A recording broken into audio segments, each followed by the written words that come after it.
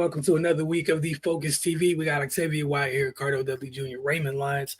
I'm Wilson Turpay Jr. Look, man, it's opening week. The NFL is finally here. Fans can get over their crazy preseason takes. Everyone's team is set to receive W's and or L's now. It counts for real. So all the crazy, happy optimism can go back to some of y'all get ready to be picking top five per usual. So, let's get straight to it. That said, Octavia, the floor is yours. Yeah, like you said, we're finally close. It's the opening week.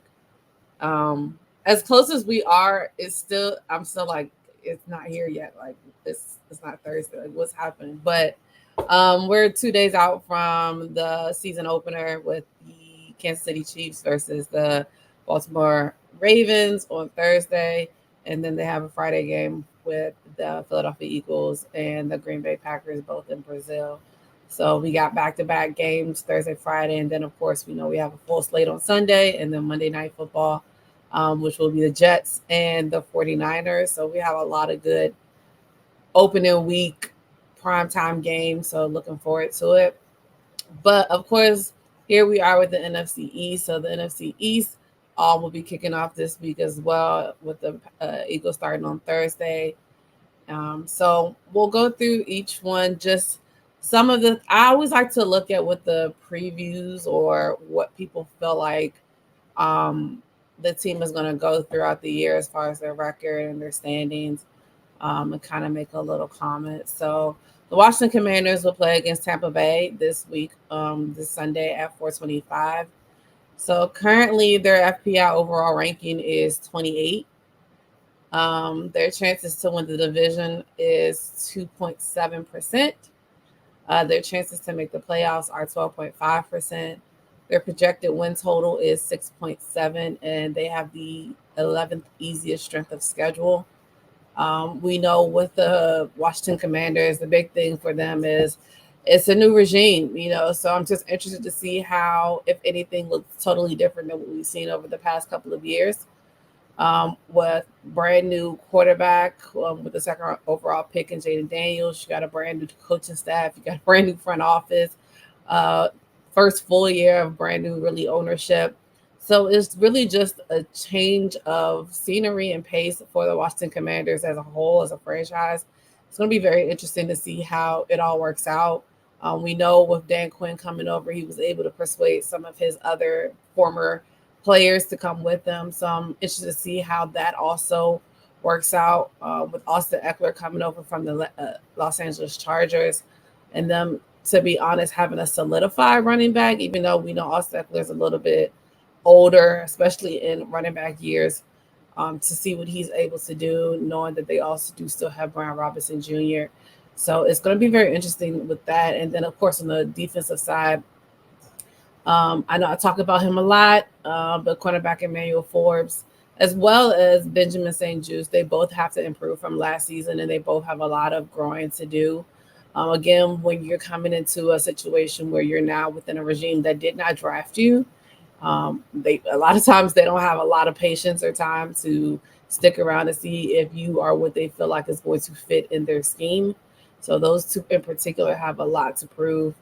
But yeah, they have a lot of veterans. Like I said, Austin Eckler. I mean, I'm of course, always going to be interested to see Zach Ertz as a tight end in Washington. It's just weird.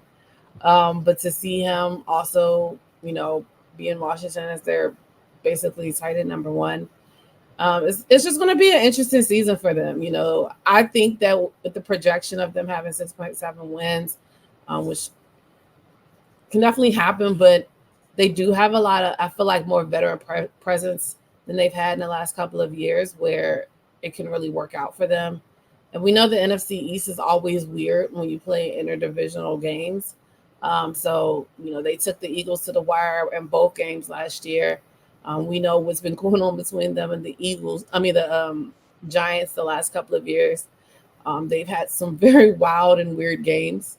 So it's going to be interesting. One stat that I looked at that I thought was kind of interesting, Jaden Daniels and Dane Quinn will look to improve a unit that since 2020 has been ranked 30th in QBR at 40.7, through the most interceptions at 68, and allowed the most sacks, 206, and started 8 different quarterbacks. We know the turnover, how it's been in Washington, but to kind of hear it laid out that way is a little wild. But, I do think that Jaden Daniels is going to be their future as long as he can stay healthy and as long as he is who we feel like we've seen him be at LSU. I think they got a good quarterback. It's just, is the franchise going to do the right thing with the quarterback? So it'll be interesting. All in all, like I said, they'll play against Tampa Bay this Sunday, and we'll be kind of off to the races to see how that shakes out as the first game of the season gets started for them. Next, we'll talk about the New York Giants. They will be playing against the Minnesota Vikings on Sunday at 1 o'clock. Their FPI overall ranking is 29th, so one behind the Washington Commanders. Their chances to win the division is 2.8%. Their chances to make the playoffs is 12.8%. They're also projected at 6.7 wins, and their strength of schedule is the 14th easiest. I think this is a very pivotal year for them. Speaking on, of course, Dayball came in and had a amazing first year as a head coach, but last year was definitely a huge setback. I think maybe in his first year he overshowed what he could do, and then last year it just kind of fell flat. So I think this year is going to be a big test for him to make sure that they're able to have a good season like they did 2 years ago. They're also in a youth movement. They have a lot of young players, with a lot of their older players either getting cut or retiring early. But of course, the biggest question is that guy right there in the picture, and Daniel Jones. Can he stay healthy? Can he be worth the? If you think about it now, I feel like, worth the 40 million, where we feel like that's like low now because the quarterback market is pushing 60. So it's kind of like, does he really deserve that now? But we know at the time it was kind of crazy for him to get the 40 mil. He's coming off of a neck injury, ACL injury, a lot of things. He didn't play that well in the preseason as well. And he has a lot on his shoulders. A lot of people don't think he'll make it through the year. A lot of people think if he does make it through the year, it'll still be it for him. So I think that's going to be a big testament, especially when you have the number 6 pick in Malik Neighbors. Can't waste the type of potential and the type of player that he is looking like he's going to be. He's got to get the ball to him. And they don't have a buffer in Saquon Barkley, as much as the situation was up and down with Saquon in New York.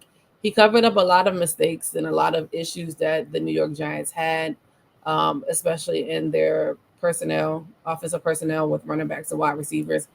He took care of a lot of that slack. So without him being there, it's going to take a lot of them to step up. So it's going to be interesting to see. I believe Devin Singletary is going to be their starting running back, which he's been a starter in the league before, but it's been a while. So it's going to be interesting to see how that works out. Of course, we know every year we talk about their offensive line. Their offensive line should be improved, but I feel like we say that every year, and then they're not always that improved. But they did go out and get a lot more established talent. They have 4 offensive linemen, and left tackle Andrew Thomas, left guard John Runyon, right guard Greg Van Roten, and right tackle Jermaine Eluminor, who all finished above or better and pass block win rate at their respective positions last season. So this gives them a chance. They have good offensive linemen. So hopefully they were able to kind of shore up that situation, because that seems to be their Achilles heel every year. Despite the second highest blitz rates, 44% in the league last season, the Giants finished with 34 sacks, tied for 28th in the NFL. The last time the New York Giants had multiple players with double-digit sacks was 2010. So it's been 15 just about years. But with the defensive talent that they have, with the Kayvon Thibodeaux, the Dexter Lawrences, and of course the newly acquired Brian Burns, I expect that to go up. They have a sneaky good defense. Their secondary is probably what's going to be the most tested. Their secondary is kind of young and unproven. They have an entire group that is 25 years or younger, including 2 rookies in Tyler Nubin and safety Drew Phillips. So up front is really going to have to hold it down for them if they don't want their, their secondary to get demolished to a certain extent. And not saying that they will, but the front is going to have to step up for them, and they have the capabilities of doing so. With that type of talent that they have, it should be interesting. So again, in the NFC East, you never know what can happen. I really hope they don't wear those ugly throwback jerseys that they had showing earlier this year, but I think they're going to have to. I think it's like their 100th year or something. Those jerseys are god awful, but I guess we'll have to see them. But yeah, again, we say the same things every year. So it'll be interesting to see what changes. But I do think that they have, especially a good defense. Of course, with Malik Neighbors, they have the chance for him to really blow up the way that a lot of these wide receivers have been doing in the past. So we'll see what happens for them. Next, we'll go to the Dallas Cowboys, who will play against the Cleveland Browns 425 on Sunday. Their FPI overall ranking is 6th. Their chances to win the division is 45.5%. Their chances to make the playoffs is 77.8%. Their projected win total is 10.3. And their strength of schedule is they have the 16th hardest. I think the first thing that they, is going to come up with them is these two guys here on the screen, CeeDee Lamb being back in the fold. Interested to see how much work he really gets in after missing an entire training camp. A lot of people think that's not a big deal, but I think it's a big deal when, granted, we know that they're on a good relationship as far as Dak and CD, and we know their chemistry is there, but you can't really be in football shape without playing football. So it'll be interesting to see how fast he is able to get up and running. Hopefully he has no injuries or anything like that, because that would be horrible for them. And, we wish no injuries on any players, of course, but that's going to be the biggest thing, and then of course we know the running back room has always also been a situation that people have been talking about. They did sign Dalvin Cook, which the name itself sounds great. But we know Dalvin Cook, the last couple of years, running backs are getting long in the tooth. And it's been a little bit hard for him once he got to, he went to the Jets first, and he wasn't really able to get on the field. So it'll be interesting as well. I can't remember if he's still if they signed him to the practice squad, but I would assume he'll be elevated as soon as possible, with it being Zeke as the one, Dalvin right now on practice squad, but then they still have Rico Dowdle and Deuce Vaughn. So their running backs are definitely going to be a situation needing to have more clarity as time goes by. I mean, even with their wide receivers as well. We know CeeDee Lamb, and then you have Brandon Cooks behind him, who I think he's 31. He didn't have the best season that he's ever had last year. And, he's been known for having pretty good seasons no matter where he's been. He's been to a lot of different teams. He's definitely going to have a lot more on him as well. Because then behind him, I'm not even going to lie to you, I don't know who's there behind Brandon. I think it's probably, I know they had a trio of Jalen's at one point, so it might be a Jalen or two behind him. So they're definitely going to need somebody to step up, because a lot of attention is going to be given to CD no matter who they play. And they're going to have somebody else to go to, whether it's Brandon Cooks, whoever the third wide receiver is, Ezekiel Elliott, or any other running back in the bunch. Cool stat, Prescott has posted a higher QBR of 93.1 targeting Lamb than any quarterback receiver combo in the league, with a minimum of 250 targets since the wideout was selected number 17 overall in 2020. So that shows how much they depend on him. I think they said CD accounts for 35% of their offense.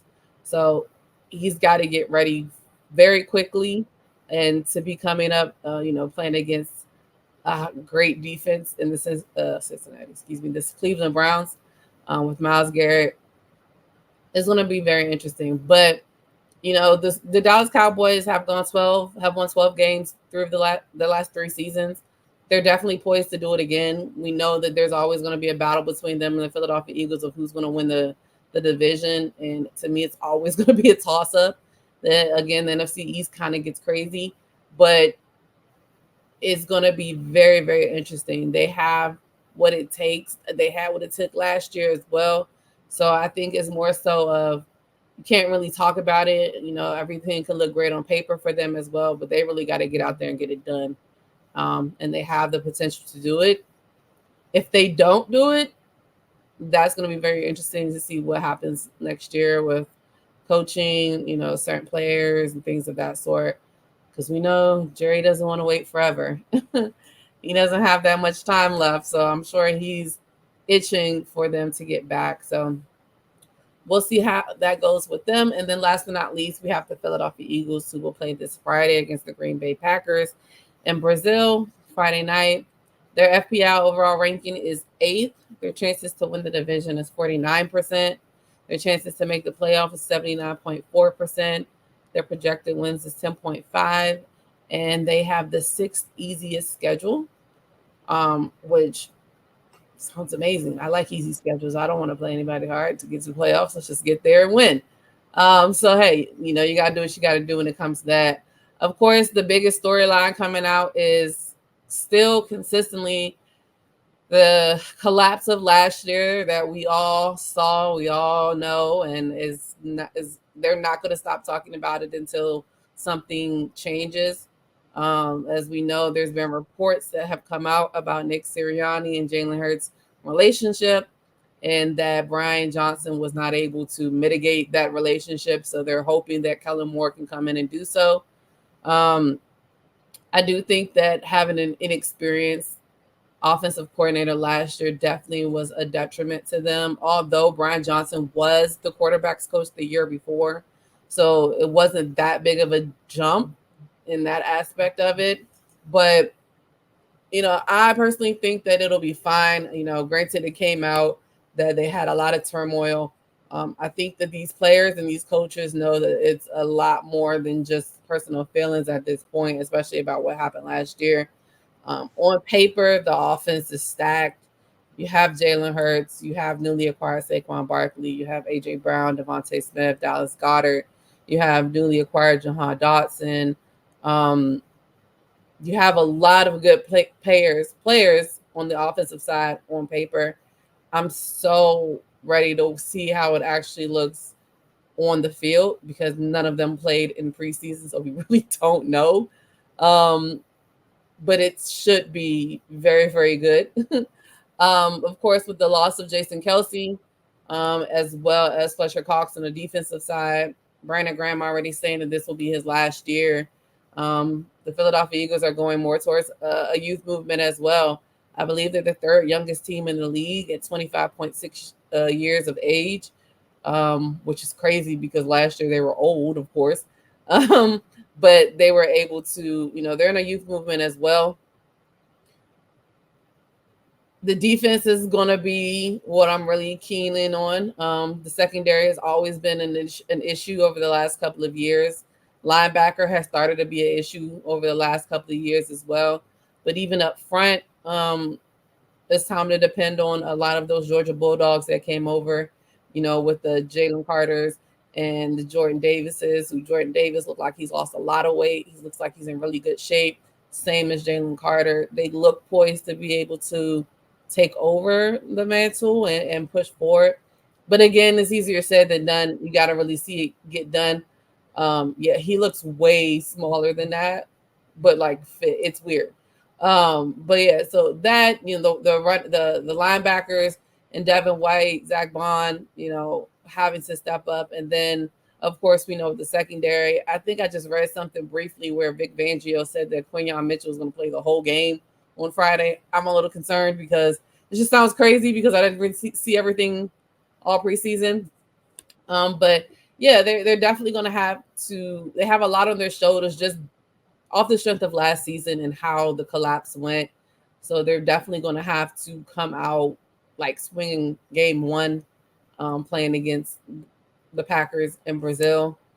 Another cool stat: Philadelphia is set to become the first team in NFL history to begin a season with a quarterback who had 10 scrimmage touchdowns, a running back who had 10 scrimmage touchdowns and 2 1,000-yard receivers from the previous season with Hurts, Barkley, Smith, and Brown. So again, like I said, on paper on the offensive side, they should be clicking on all cylinders. But it's easier said than done. But yeah, it's going to be a crazy season as it always is. I feel like, you expect one thing to happen and something completely different happens. So I'm excited that the season is finally here, not just seeing the NFC East games, all of the different division games. I'm just super excited. I can't wait for Thursday to get here, for the season to get kicked off. Yeah, you and a lot of other people are ready. People are lost their minds, I think, last weekend with the start of college football. So I'm happy. I'm anxious to see how crazy social media looks this week. But on to the WNBA, which they got a lot going on themselves, but just pertaining to the Mystics. Ray, what do you got for us? Yeah, they're still in fight for their postseason labs mode. The mission took a hit a couple days ago against the Sun. They lost 96-85, in large part due to a pretty much flawless third quarter by Connecticut. Marina Mabury just wanted to get the game over, I guess. She came out, went on a personal 9-0 run, and Connecticut was off to the races at that point.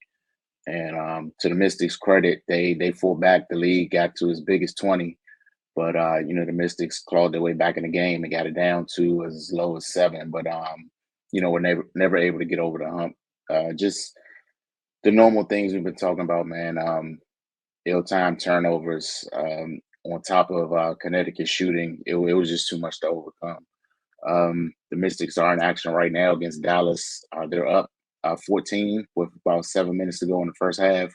So if they can continue to handle business and they get a little bit of help from the Aces and the Mercury, who are playing Chicago and Atlanta, the two teams that are ahead of them, they'll gain some ground and get in that 8th spot. They're 2 games back right now. If things go their way at the end of the night, they'll be 1 game back. So, as we said, man, despite everything they've been through this season, they're still right there knocking on the door. So if they can just continue to string together wins and fight, then they'll find themselves in a good place. Was a scary moment in Connecticut's game. Brittany Sykes went down, but she was able to return. But yeah, we know the type of injury battle she's had this season. And while Shakira is still out nursing her left ankle injury, it just seems like the Mystics can't get any luck with health. But they're still showing heart and determination. Ariel Atkins, she's been doing her thing the last few games. It's been an adjustment period for her as well. Stephanie Dawson has come up big down this stretch of the season, coming out of the Olympic break. And yeah, man, when things seem like they're starting to click for them, some more stuff just happens that they got to fight through. So I know Eric Thibault, I know he still wants them to get in it and get in the playoffs, but I know he's ready for vacation because this has been a hell of a season. But yeah, man, we'll check back in later tonight with Mystics Outlook. 35-23 Mystics up, 6:15 left in the second quarter. Hopefully they can hang on and get themselves another win at this crucial part of the season. For sure, like you guys been mentioning, every time we have Outlook, somehow they're still in it. There's still some time left, and you got to rely on some other folks for some help. But if they take care of business, we'll see what things look like by the end of the night. Again, we will be checking in with those of you who check in with us with Mystics Outlook on a regular basis. We'll see you a little bit later this evening.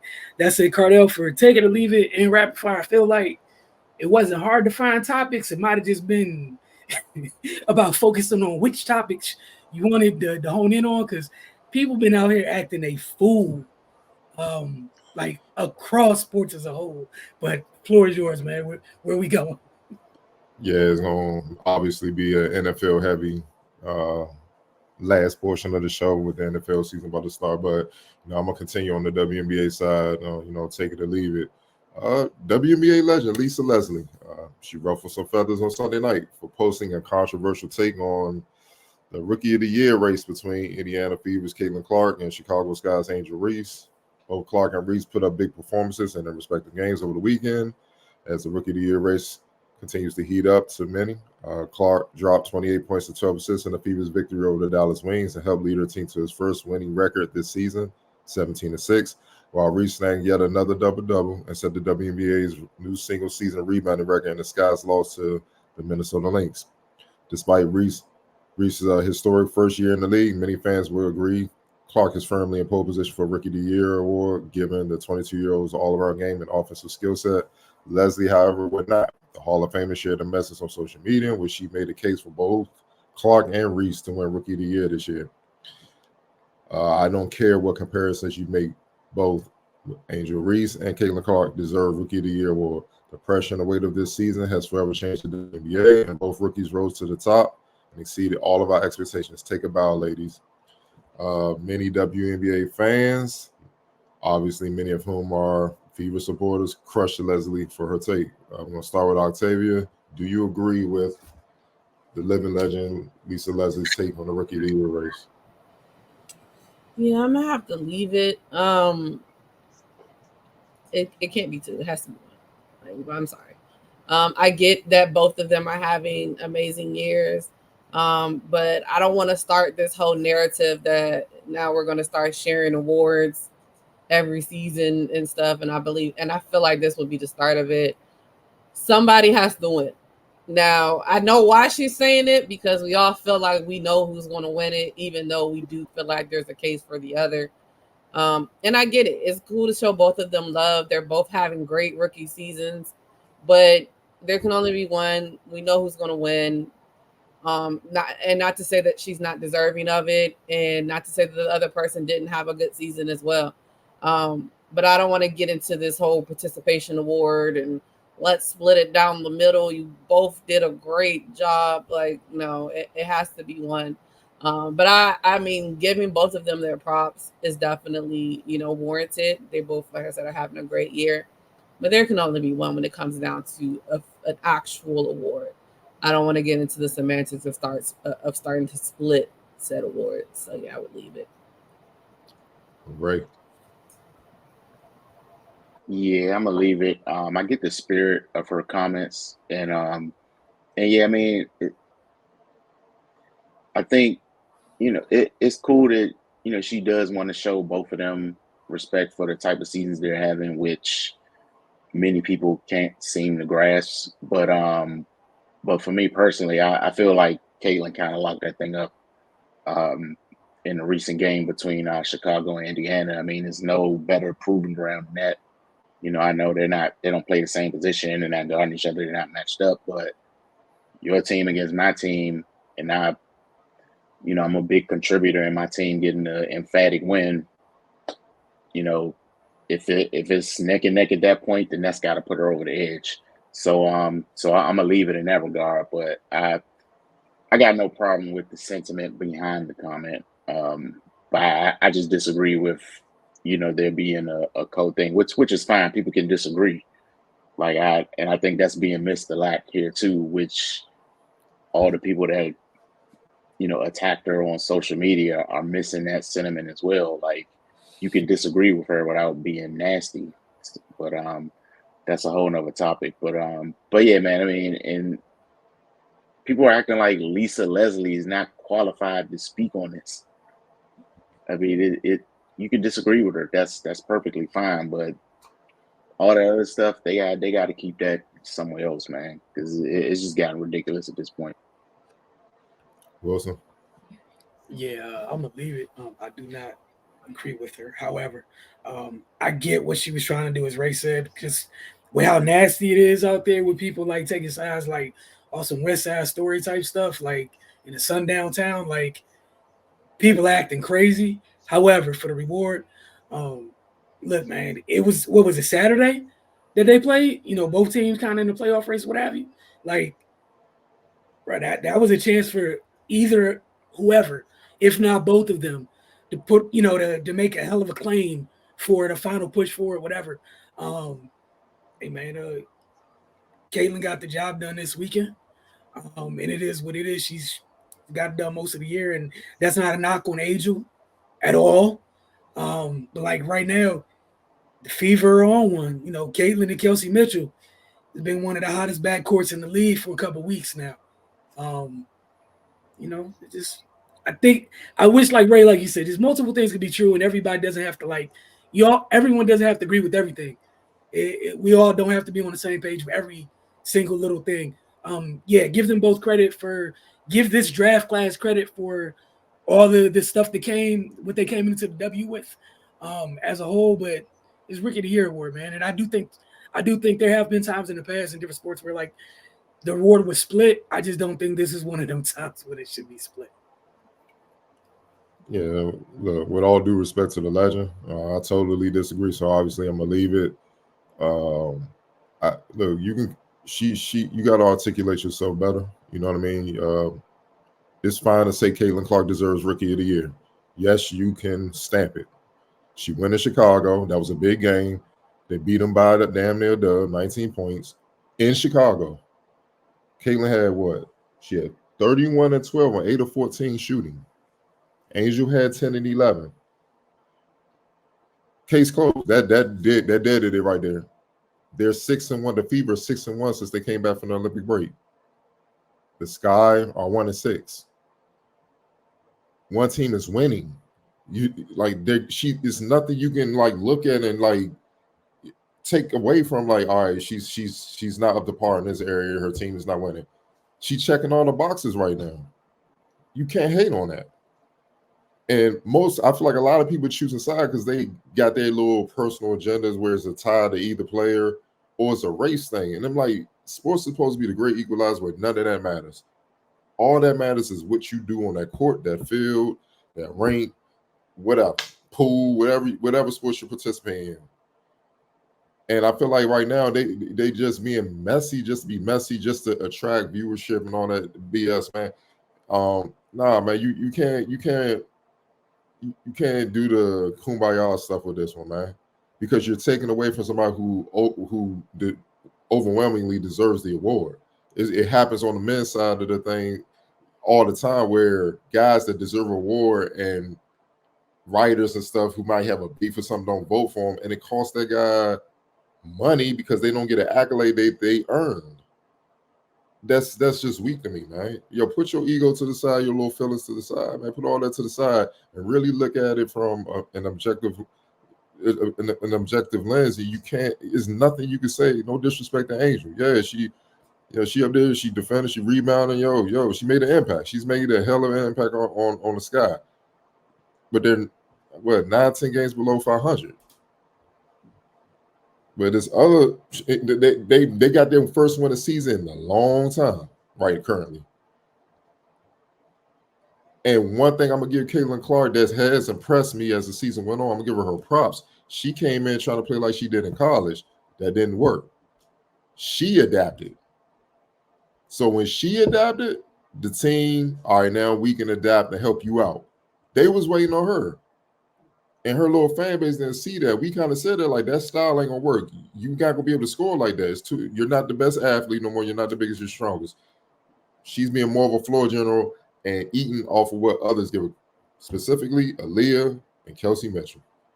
And then you got Nalissa down there too, who's a double-double machine, can stretch the floor. And Lexi Hall, like top 5 in three-point shooting. She's shooting 46% from 3. So when that lineup is out there, it's hard. And then on top of that, I don't know what's up with the conditioning in the league, but the Fever are literally running teams out the gym. Like, they're running on makes and misses. And Caitlin, she's the orchestrator of all of that. So you got to give her props, man. You can't even hate on her no more, dog. Like we said, we knew she was going to struggle at the beginning, but like she'll figure it out. She just stands strong, and she has. And you know, I'm tired of this. Just give people what they deserve, man. It's not that hard, man. And that includes the OG, man, Lisa Leslie. I love her because obviously she was a hell of a player, one of the greatest to ever do it.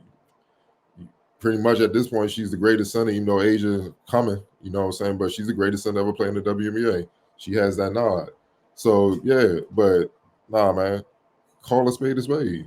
She earned it. Give her props and reward it. Like Angel, look, man, take on you. Was she about to be the rebounder champ? Like, come on, dog, take that. That's a hell of a feat in your rookie year. You see what I'm saying?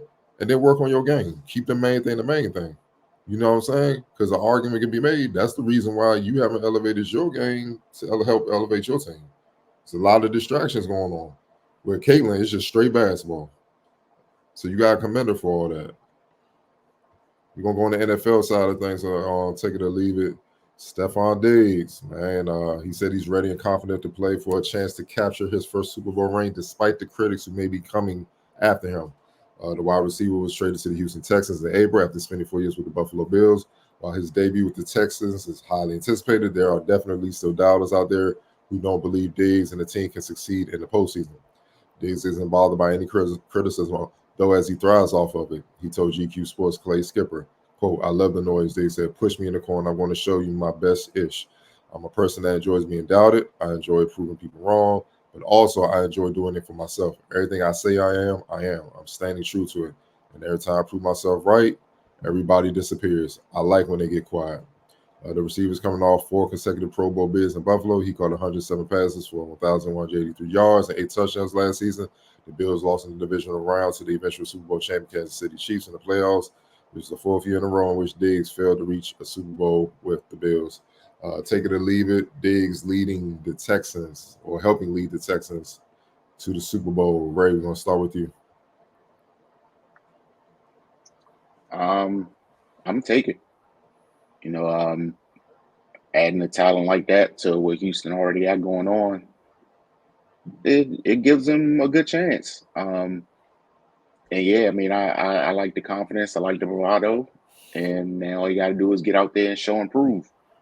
But yeah, he's been one of the elite receivers in the league for for his whole career, and yeah, giving CJ Stroud another weapon like that, of course they're gonna have to go through Kansas City, which is a tall order. But hey, man, they got to lose at some point, But yeah, that's gonna be tough for them. But yeah, I like that move, sending him there, and I like his confidence, and he obviously has the ability to match. So I'm looking forward to whether he can make good on his promise or not. Yeah, don't jinx the situation, right? The damn Chiefs going like a Brady run or some damn Russell run, though. I might be in a straight jacket. Go ahead, Wilson. Yeah, and it's not a knock on Josh Allen, what I'm about to say. So for any Bills fan gets in their feelings, your offense as a whole, schematically, is stunk. It's why you keep losing. It just stinks. As a whole, you're going somewhere with the Texans where there's multiple pieces, things fit. I feel like this is cleaner. I feel like in Buffalo it was kind of like it's Josh, it's Diggs, and they refuse to run the ball in Buffalo. We're just not going to do that. You know what I'm saying? So it's like, if we know that, I feel like the defense knows it. So if the defense can rule out the possibility of other people helping, what do you think they're going to do? We're going to double Diggs, and we're going to watch Josh. You're not going to get a running back the ball. So again, Houston's running this. They're one of the satellite camps from the McVay-Shanahan tree. They got some of those pieces where Joe Mixon's over there. They brought Daniil Hunter in, but just from an offensive standpoint, Joe Mixon is one of the most talented running backs in the league. Unfortunately, he's coming from Cincinnati, where they also don't believe in running the ball on purpose. Houston's going to run the ball. I think it's going to be that offense should look real Rams-ish, where you're running the ball. Stafford's going to have Puka and Cooper this year. We've seen him with one and then the other. Now both. We've seen what Brock life gets to be like at times. We saw what CJ looked like last year, and that was with Tank Dell, rookie, and nobody pays my man Nico out over there in Houston any mind. That's Nico, Tank Dell, Stephon freaking Diggs. Don't matter who the tight end is, Joe Mixon and that scheme. Yeah, they at least have enough pieces in play to go possibly challenge, those people over there in KC. Ray, I ain't gonna go where you going with it yet, because they don't got to. Because I feel I don't know. They do what they want. They rip my heart out every time. Every couple years. So yeah, I just think they're in a good place. I'm with Diggs. And I think unlike Buffalo, there's multiple people to guard in this Houston Texas offense. And again, this is not on Josh Allen. I think Josh Allen in this type of system probably gonna go crazy because we've seen a lot of less than QBs in this system put up dumb numbers. And then we've seen, the actually guys who are like that get in that system and they go even crazier. Stroud showed us last year. He got the potential to be one of those guys. Diggs is gonna help him. Diggs Mixon is gonna help. Yeah, I'm taking it. I love it. I'll take it. Yeah, I'm gonna take it too. I feel like it's very simple, like you said. Like CJ Stroud did what he did last year with, like you said, Tank Dell, Nico Collins, Noah Brown, in and out as well. I mean, it's Stephon Diggs. It's like, and I feel like whenever he gets in this disgruntled type of situation, kind of like his exit from Minnesota, he kind of comes up with a chip on his shoulder. And he has a lot to prove. So I think it's going to kind of go crazy like that again. I definitely think it's going to be a win for them. I think it's really a no-brainer. Like him, CJ Stroud, and like Wilson also said, it's not like they don't have other weapons, so it's not like they can only focus on Stephon. You got to show the other weapons at least a little bit of respect. So, yeah, I'm excited to see how it happens. I feel like he might. I mean, I don't want to say he's ahead of himself, but I mean, he should say that he's looking to win a ring, of course. But like we also say, like you got to go through Kansas City down there. So it's good to have ambitions, but let's also remember what division you're now in. All right. Last one to take it or leave it. Wilson. Trent Williams holdout is over. The 49ers and Williams agreed to a restructured 3-year, $82 million deal that includes $48 million at signing and the $25 million signing bonus, according to his agency, ending their prolonged contract dispute and putting the star left tackle in position to play on Monday's season opener against the New York Jets. He will make $27.65 million in cash this season, the most of any offensive lineman. Williams, 36, has held out of San Francisco's entire training camp, accruing more than $4 million in fines for missing every practice and 3 preseason games. Williams, who spent his time away from the team at home in Houston preparing for the season, had been owed $20 million this season under the 6-year, $138 million deal he signed in 2021. Take it or leave it.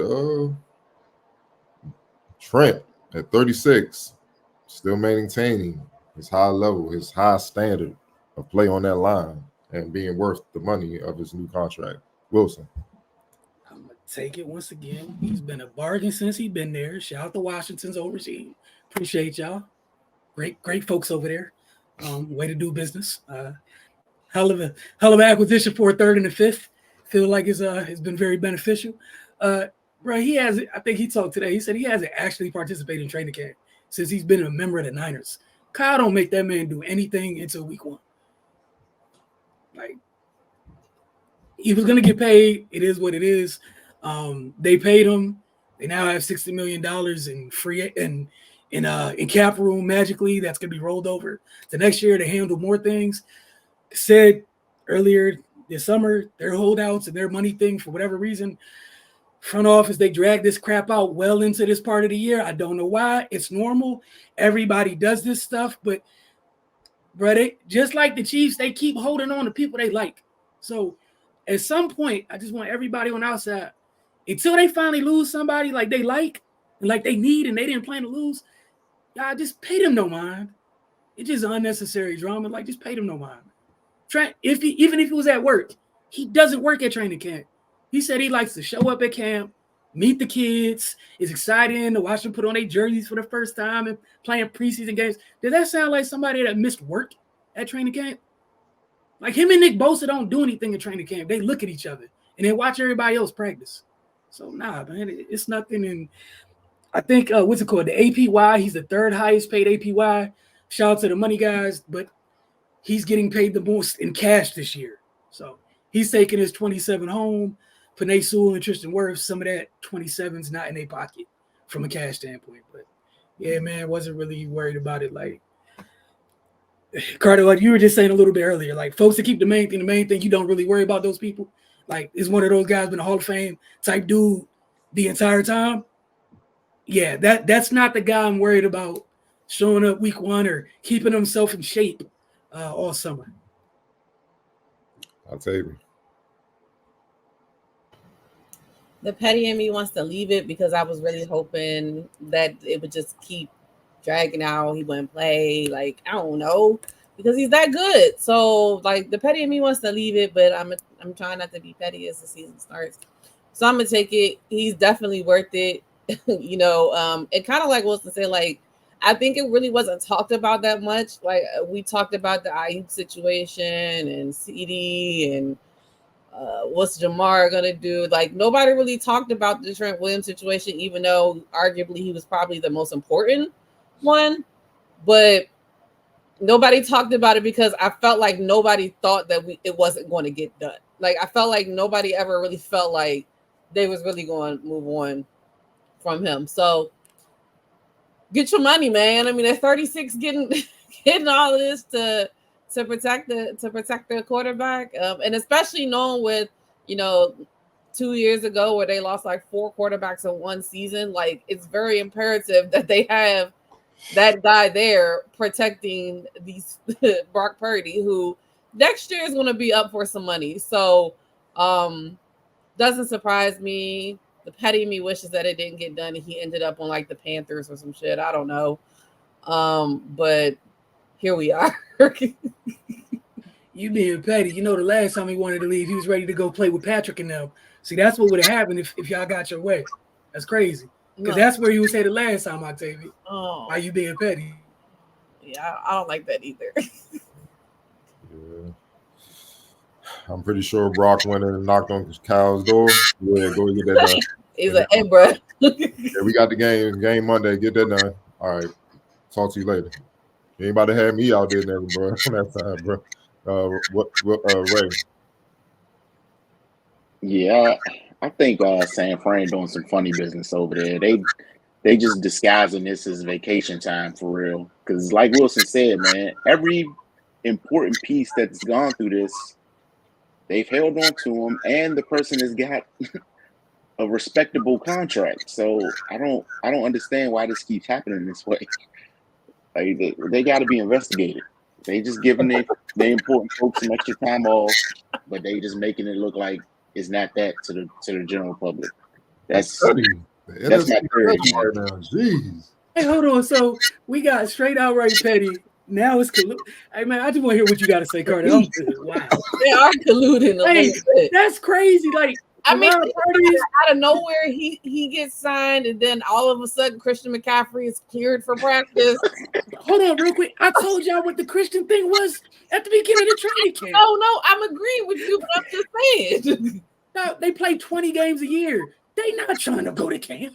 I'm just saying though. Now all of a sudden, Christian's good to go because the game is on Monday. I'm gonna rely on Cardell for the only non-biased comments from this section. Look, I got enough problems in Kansas City. I'm just trying to figure out how to compete with that.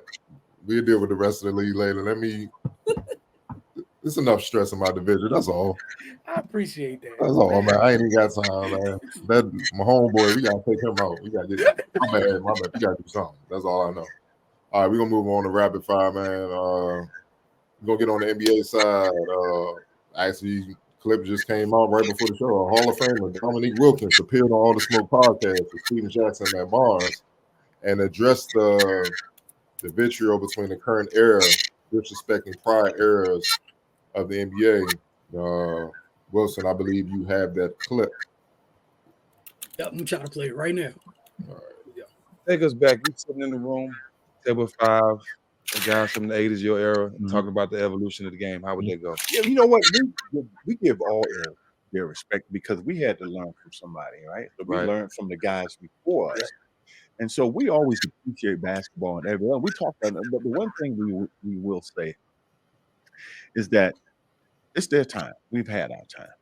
But I hate when try to shit on us diminish to what y'all prove done. their point. Right. You can't They do don't that. have to do that, you Right. know, because great is great. Don't care what area you're in, Mhm. but don't use past area to elevate yourself. Yeah. Because we never did that to guys. Like, look, I'm never gonna say I'm better than Will Chamberlain or Russell, or I was just with Oscar Robertson earlier. We had him right. He was just You sitting know, right there. and we appreciated you guys, because Yes. we learned from y'all, you know. And so That's how we feel about y'all. Yeah, because we're like, anytime I get a chance to talk to guys before me, man, I'm like a kid in a candy store. It's a pleasure for me. And I've never thought that I was bigger than the game, because nobody's bigger than the game. Right. Because it's always one coming behind you. Mhm. So no one person is going to be bigger. You can be an iconic figure of the game, in which we have a lot of guys who fits that bill, but the game going to keep evolving with or without you. Octavian, your thoughts on the Hall of Famer, human highlight film, Dominique Wilkins, I believe perfectly dealing with the nonsense that's going on right now between the current crop of NBA players and how they view past generations. I mean, yeah, I mean, what he said was 100% correct. And I heard something a while ago when this was kind of crept back up, talking about what the Edwards situation, where they were like, it seems like the NBA is the only association that has not all of them, of course, but has a hard time like paying homage to the people that came before them. Like in the NFL, you see how many different times they do like these people coming out at halftime, them doing all people like praising all these people behind. Like I've never heard anybody in the WNBA talk bad about the early WNBA stars. It seems like it's only in the NBA where they have this vitriol where they have to prove themselves, like Dominique said. But like he said, like you ain't got to shit on us just to be good. Like just do you.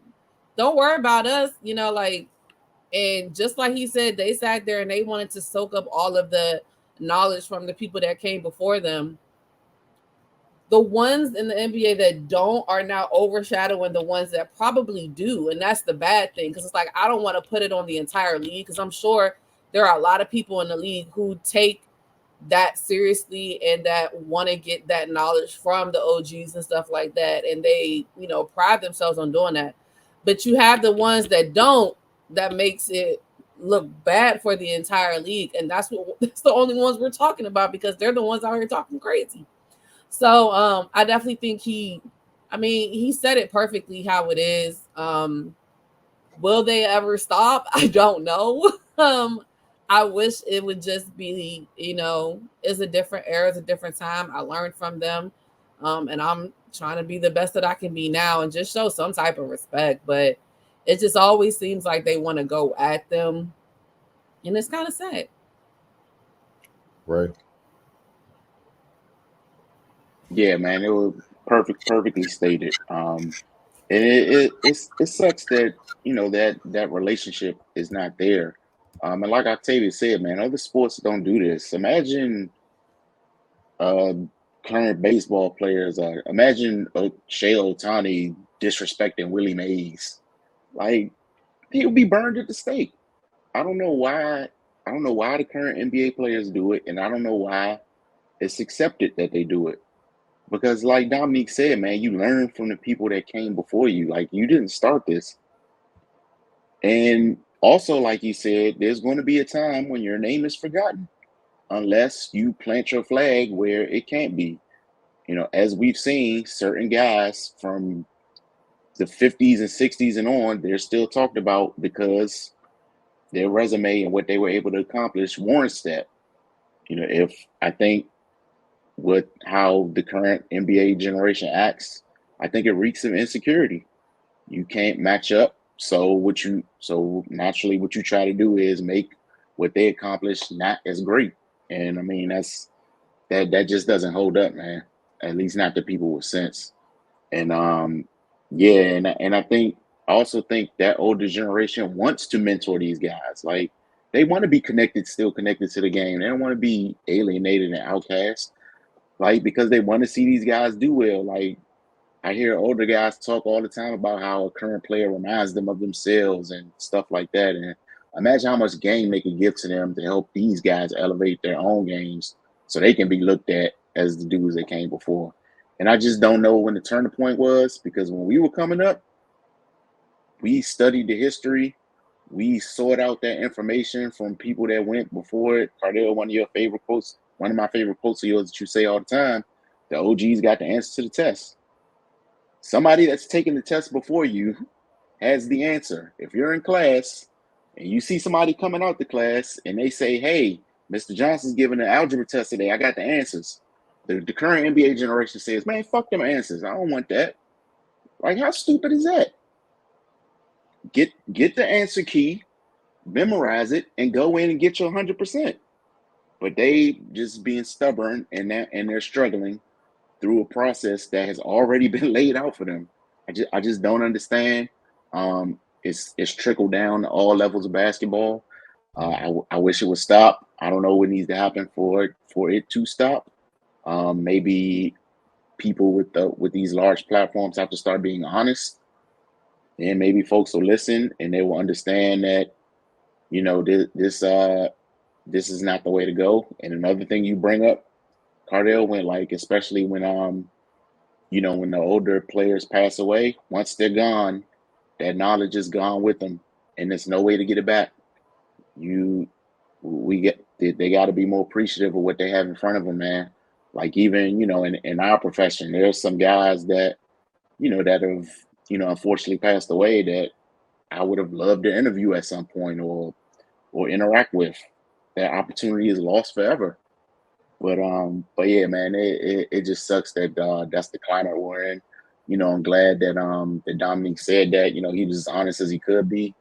And yeah, I hope that sinks in. You know, they don't have to shit on us to prove their point. Like, because you don't.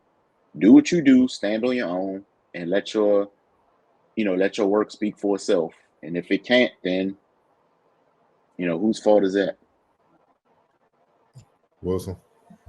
Yeah, I thought that was probably the best well-spoken answer for somebody one of his peers could have, because I could think of how so many different ways somebody else would have responded to that if given the chance, and it would have been as nice or half as eloquent. But yeah, like he's right.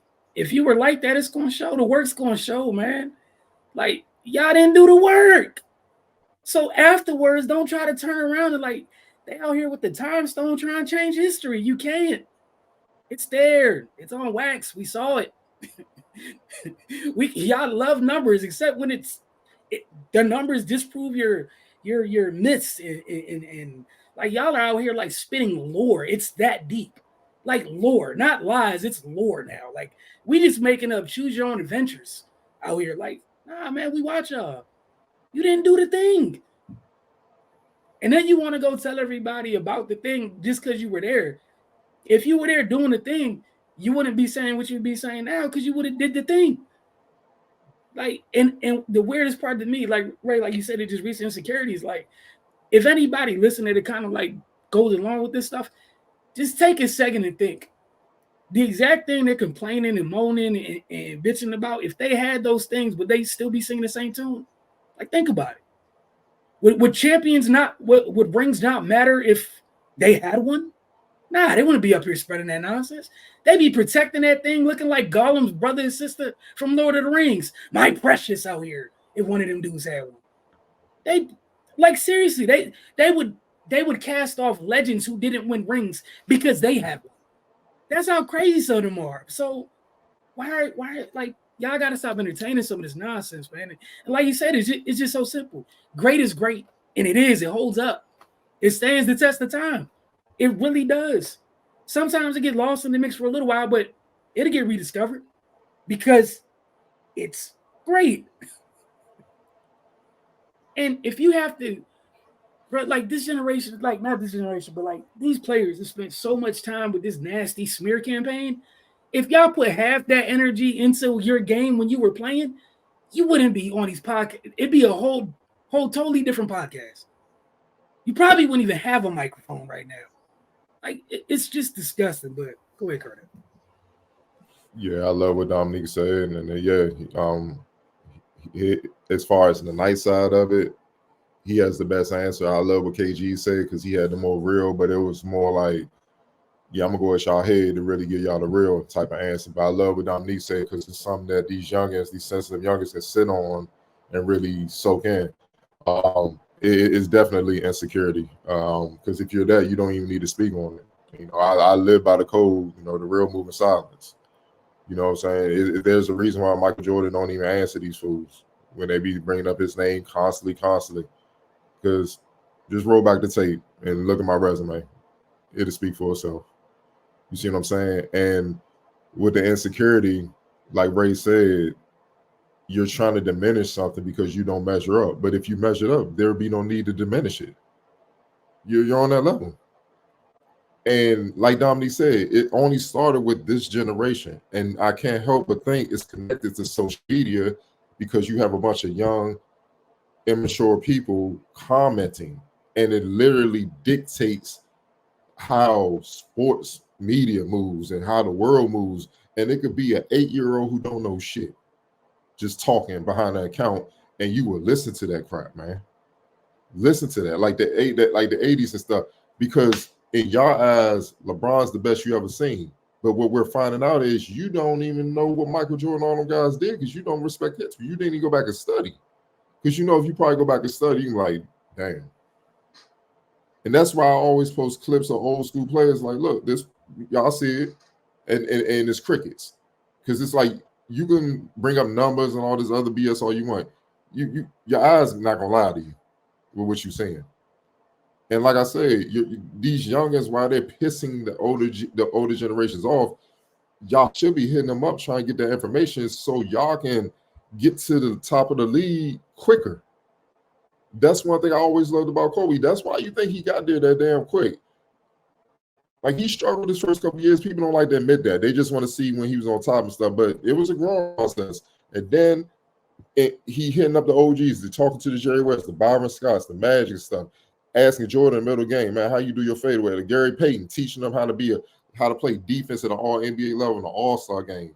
Then he became a two-way monster. You couldn't do nothing with him. 21 years old, winning championships with Shaq. See what I'm saying? Understanding how to blend what he naturally is, a lethal scorer, to, all right, let me fall back and play the Pippen role and feed the beast so we can win these championships. Let me hit Rick Fox. Let me hit Derek Fisher. Let me hit Robert Ory. Devin George, you go ahead and get this live real quick. Doing all of that. But if he ain't respect history, he even never got that information. They would have got frustrated with him, even on more frustrated because they was frustrated with him at that point, and they probably would have shipped him out because they're like, young boy just don't get it. He just hell-bent on what he's trying to do. So and I just don't get it, man. Like, you learn so much from these guys by respecting what they do and watching, dog. Like, for me, even personally, there is no fucking way I'm playing college basketball and earning a pro job in the Philippines without seeing Steve Francis. My AAU coach literally said, yo, I know you ain't played a second of high school basketball, but Steve Francis, this the path he walked. He went to JUCO and all that. And I'm like, what? He did it? I would have never known. I would have been like, yo, Steve Francis was all met, went to college, killed at Maryland, went straight to the league. He's like, nah, this is what happened. This is his path. And that literally gave me a vision. Looking at Allen Iverson, looking at Jordan, looking at Kevin Garnett, looking at Gary Payton, Jason Kidd, all these guys, Brian Hill and all these guys, taking bits and pieces from their game. That gave me a vision on how to incorporate my game and mold my game so that I am good enough to accomplish these things that very few people get to do. So I'm like, why do y'all think y'all that damn good and stuff? And then and then you also got to take into account, it's not just the youngest playing in the league, it's the youngest that's starting to coach at all the levels. They don't know the history of the game, train. You know what I'm saying? Why you think everybody look the same? You see what I'm saying? They don't even know how to mold a big man to be a big man and stuff like that. It's like everybody's fitting in one box and stuff like that. Then when they get to the league, if they're fortunate enough to, and then they get to the playoffs, they get exposed and you wonder why.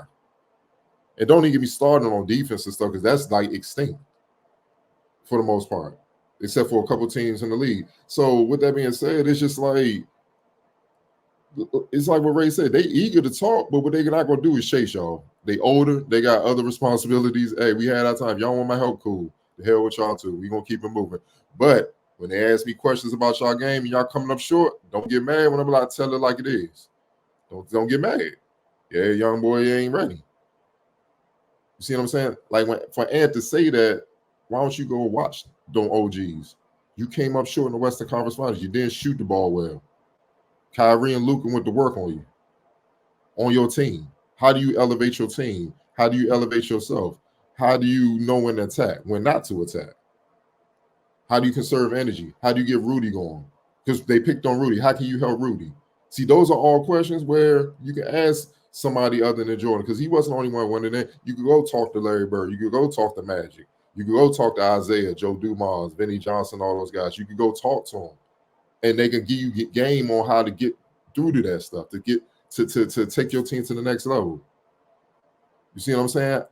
Help your big man. Help yourself. But you can't do that when you piss them off, because now these OGs can be like, man, the hell with it. They're not gonna pick up the phone now. Show the respect, man. Stop listening. And I got my theory on why it is what it is, because I feel like it's being pushed by a certain powerful agency to dish on the prior generations to uplift a certain player. And we all know what that is. And he's right now on the campaign calling them himself the GOAT, telling the son to call him the GOAT and stuff like that. You know who I'm talking about. Silly stuff like that. So if he moving like that, what you think that's why I'm like, if he's moving like that, what you think the players under him in the league gonna do? They're gonna move the same way. Because Jordan respected the OGs, we respected the OGs. Because Allen Iverson, Kobe, and all the respecting and Kevin Garnett, and all, we did the same thing. So it's always respect, man. Like it's a damn shame that certain legends, like even we at the arena, Wizards arena and stuff like that, you'll see certain Wizards legends come through, like Phil Shenanigans. He was on the championship winning team and stuff like that. They come through, and youngest don't even know who that is. But we would get excited. We would get excited like I don't know it. You know what I'm saying? Like even around here, the youngest, they don't even know our legends. They don't know about Kermit Washington. They don't know about Adrian Danley. They probably know Adrian Danley because he did a little crosswalk thing, and then that was in the news, like the latest thing a few years ago. And they ain't that the crosswalk dude? They don't know he probably the greatest player to come out of the Mather. All-American at Notre Dame. One of the greatest scorers at 6'5" the game has seen. They don't know about that. They don't even probably know about Grant Hill, though. Like, you see what I'm saying? Like, it's sick, bro. It's like, and these dudes walking the gym, we going up to him, hey, man. The young's like, who's that? And you just shaking your head, bro. It's just, it's sad, man. It's sad, but they want to have all their opinion and word and want their opinion valued, but it's coming from a place of misinformation and hardly any education on what they're talking about. And that's the main problem going on in media, sports media, and society as a whole, man. And we got to do better, man. Like the guys, us older guys, we got to do better, sitting these youngers down and stuff, because they don't realize what they're missing. Like Ray said, my dream interview was Bill Russell. I'll never get that chance because he gone. And if you watch his interviews on YouTube, you'll just, the knowledge that man has, even Jerry West, he's gone. And his impact is still being felt to this day. He's literally was working in the league till he passed away. But what can he do to help these youngers? Because a lot of these youngers ain't going to win. It's just facts. A lot of these top players, it's just hard. He lost in the finals 8 or 9 times. Shaq told him the story. He told the story, and I'm going to leave it here. Shaq told the story where they couldn't get around. They losing in finals. They can't get past Utah and San Antonio before they broke through, had the dynasty run, and they losing the playoffs. He getting mad. He tearing up the bathroom, ripping the stall out and all that. And Jerry West come there like, yo, calm down, dog. He's like, man, I'm tired of this. And Jerry West like, man, I lost in the finals 8 times. It'll get better. And then Shaq was like, huh? You lost 8 times? He's like, yeah, fool. I lost 8 times in the finals, bro. This is nothing. And then Shaq's like, damn. My pain ain't shit compared to yours. Hold on. And he sat down and talked to Shaq like, bro, this is what you got to do. Put the little off-course stuff to the side a little bit and focus. I'm working on something. And he was Phil Jackson. I'm working on something to get us over the hump, but I need you to lock in more. Phil came. He locked in more. Them dudes became impossible to beat for 3 years. But he reeled them in through the pain. But what if he might try and hear what you got to say, man? After that, Jerry West was all right, fucking then. Keep losing. And then Shaq can't be saying he the most dominant if he don't win. And then he be talking about, man, I missed the opportunity with Penny, man. Damn. I should have just stayed there. You ain't like you're not hurting the youngest don't understand they're not hurting nobody but themselves, man. Because like Dominique said, we had our time. We got the information. Either we failed and got the information or we succeeded and got the information, but we got the information. Y'all better listen because y'all gonna go through unnecessary pain and ups and downs that y'all don't even have to go through. Had y'all just humble yourselves and listen. It's not that hard, man. It's on you, Wilson. It's crazy. You think you got access to that type of like wealth of information? It just on ass special. People make choices every day, though. We appreciate y'all tuning in, man. Hope that you make the choice to check out the FocusTV.com each and every day. We got a lot going on this week. Obviously, with the Mystics trying to close down the home stretch, trying to hit the postseason. I got to tell you, mentioned, NFL officially kicks off this week. It's going to be a busy, busy weekend in sports. It's like officially, technically week 3 if we don't count the 0 week of college football. And that's been nuts this entire time. So we look forward to seeing what Cardell has for us and take it or leave it in rapid fire next week. Can't wait to check out Tavia's mood coming in the first NFC East segment. Since you got time to be petty, I got time all year. Yeah, I'm nervous. Hey, look, if you lose, that's Saturday, Sunday, Monday, and then Tuesday before you have to address it. So we'll see what happens.